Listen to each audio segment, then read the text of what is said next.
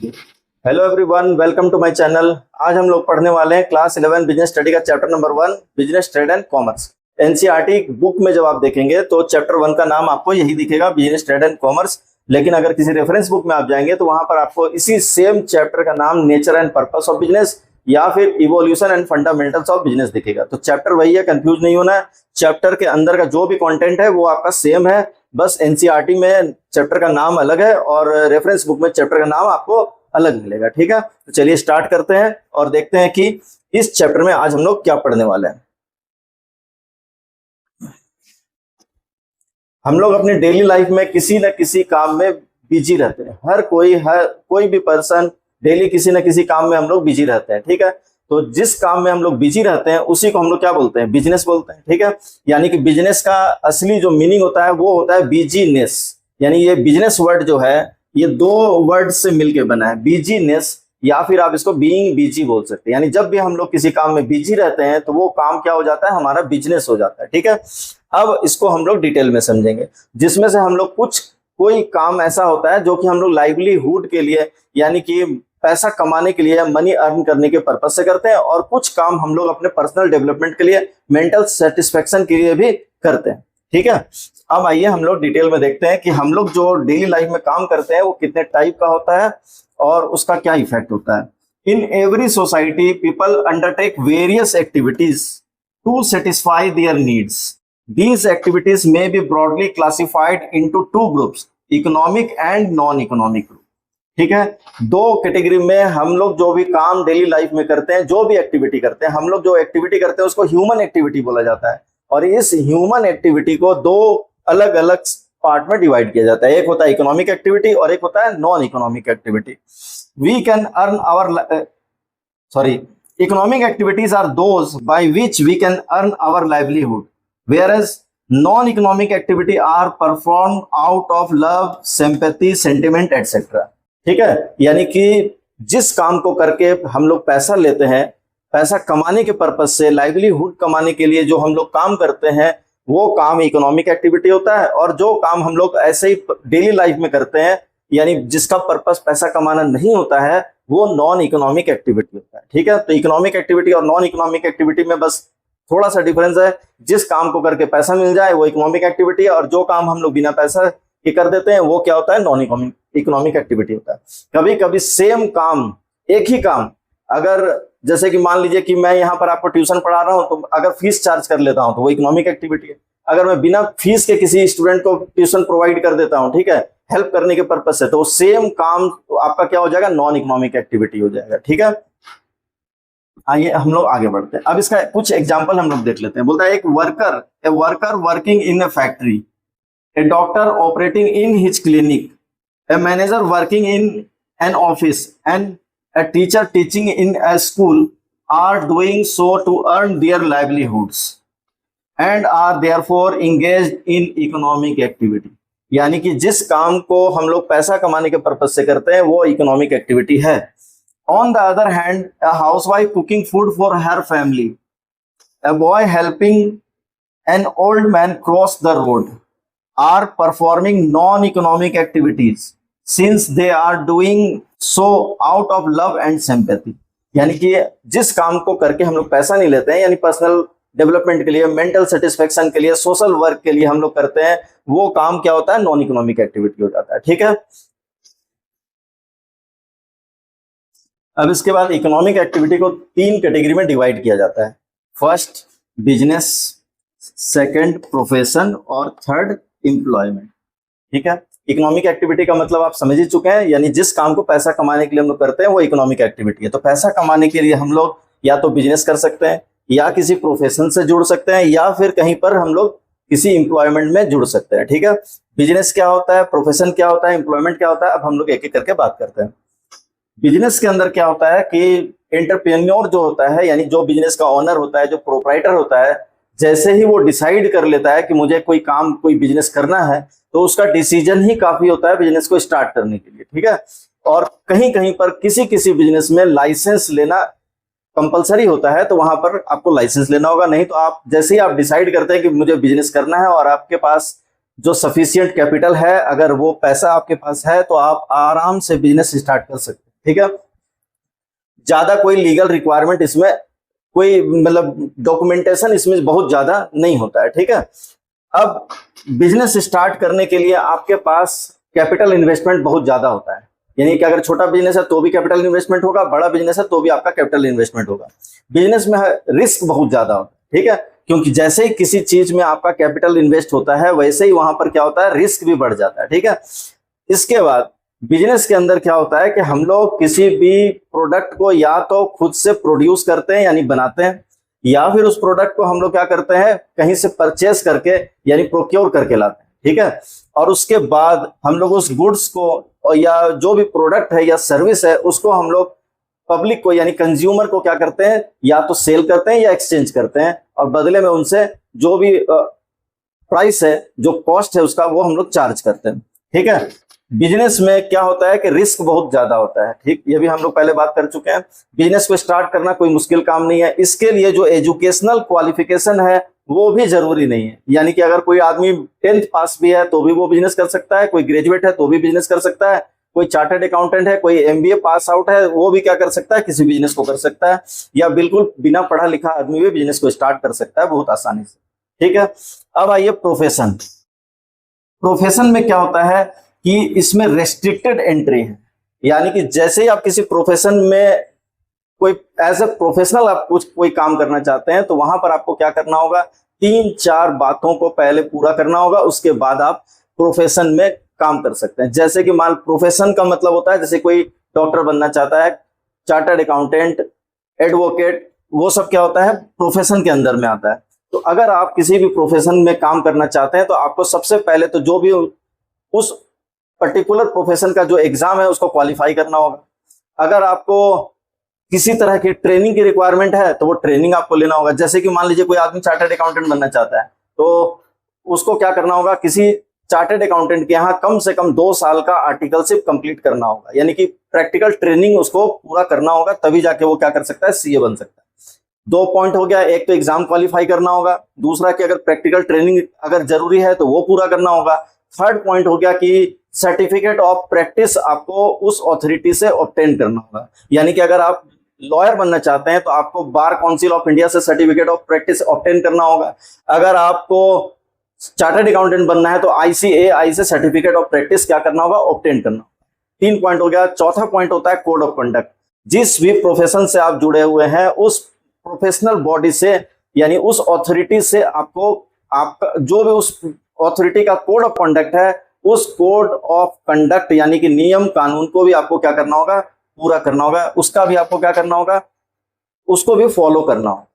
ठीक, प्रोफेशन में main purpose होता है सर्विस मोटिव, यानी हम लोग अपने क्लाइंट्स को क्या करते हैं, प्रोफेशनल सर्विस प्रोवाइड करते हैं, और बदले में जो हम लोग चार्ज करते हैं उसको बोलते हैं फीस, यानी कि हम लोग इसमें कस्टमर यानी क्लाइंट से फीस चार्ज करते हैं। और इसमें रिस्क बहुत ज्यादा नहीं होता है, बहुत कम होता है, क्योंकि इसमें बहुत ज्यादा कैपिटल इन्वेस्टमेंट नहीं होता है। ठीक है, अब बात कर लेते हैं एम्प्लॉयमेंट के बारे में। एम्प्लॉयमेंट क्या होता है, एम्प्लॉयमेंट में हम लोग किसी अदर पर्सन के लिए काम करते हैं, यानी कहीं पर जाके जॉब करते हैं, कहीं पर नौकरी करते हैं। ठीक है, तो इसका मेन बेस होता है, यानी कि जब हम लोग किसी के यहाँ नौकरी करने जाते हैं तो उसका जो सबसे बड़ा बेसिस होता है वो होता है जॉब एग्रीमेंट। ठीक है, एम्प्लॉयमेंट एग्रीमेंट जो होता है उसी के बेसिस पर एक आदमी दूसरे आदमी के यहाँ जाकर काम करता है।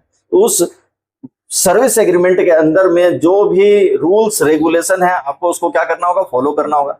जिस काम के लिए आपको रखा गया है वो काम आपको वहां पर करना होगा, और जिस पोस्ट के लिए रखा गया है वो उसी पोस्ट पर आप काम करेंगे, और आपको बदले में क्या इसमें मिलेगा, रिवार्ड क्या मिलेगा, सैलरी दिया जाएगा। ठीक है, इसमें एजुकेशनल क्वालिफिकेशन, जिस पर्पस जिस पोस्ट के लिए आप वहां जा रहे हैं, जिस ऑर्गेनाइजेशन में आप काम करने के लिए जा रहे हैं, उस ऑर्गेनाइजेशन में उस पोस्ट के लिए जो भी एजुकेशनल क्वालिफिकेशन होनी चाहिए वो आपके पास होनी चाहिए। ठीक है, पॉइंट्स क्लियर है। अब हम लोग आगे बढ़ते हैं, तीनों का डिफरेंस हम लोग देख लेते हैं, यानी कि comparison of business, profession, employment, यानी कि बिजनेस, प्रोफेशन और एम्प्लॉयमेंट में क्या कंपैरिजन है, कौन कौन से पॉइंट्स में तीनों को डिफरेंशिएट किया जा सकता है, वो अब हम लोग देख लेंगे। यहां पर बेसिस है, इसके बाद बिजनेस, प्रोफेशन और एम्प्लॉयमेंट। ठीक, सबसे पहला बेसिस है इसका मोड ऑफ एस्टेब्लिशमेंट। ठीक है, मोड ऑफ एस्टेब्लिशमेंट,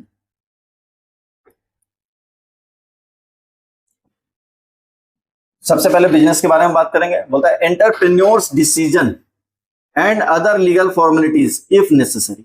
यानी कि अगर आप बिजनेस स्टार्ट करना चाहते हैं तो जो एंटरप्रेन्योर है उसका डिसीजन ही काफी होता है, ठीक है, बिजनेस को स्टार्ट करने के लिए। यानी कोई रेस्ट्रिक्शन नहीं है गवर्नमेंट की तरफ से कि आप ये बिजनेस कर सकते हैं, ये बिजनेस नहीं कर सकते। हाँ, कुछ बिजनेस में आपको क्या करना पड़ता है, गवर्नमेंट से लाइसेंस ऑब्टेन करना पड़ता है। तो वो लाइसेंस आपको जो जिस बिजनेस में है उस बिजनेस को अगर आप करते हैं तो वहां पर आपको लाइसेंस ऑब्टेन करना पड़ेगा, ठीक है। और नहीं तो बस ट्रेड लाइसेंस आपको लेना है नॉर्मल, जो कि म्युनिसिपैलिटी से बन जाता है। जहां भी आप काम कर रहे हैं वहां नगर निगम से आप ट्रेड लाइसेंस बनाकर सीधा अपना बिजनेस स्टार्ट कर सकते हैं, या फिर बिजनेस स्टार्ट करने के बाद भी आप ट्रेड लाइसेंस ऑब्टेन कर सकते हैं।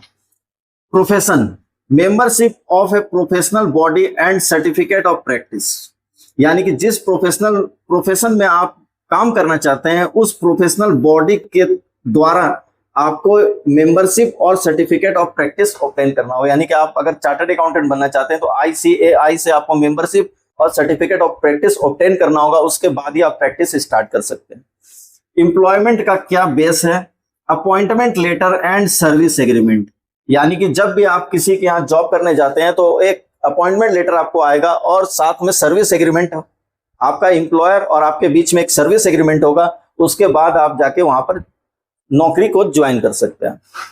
Nature of work, provision of goods and services to the public. Business में हम लोग क्या काम करते हैं, नेचर ऑफ वर्क क्या होता है, हम लोग पब्लिक को यानी कंज्यूमर को गुड्स और सर्विसेज प्रोवाइड करते हैं, ठीक है। प्रोफेशन में क्या होता है, rendering of personalized expert services. यानी यहां पर हम लोग क्लाइंट को personalized services, expert services provide करते हैं।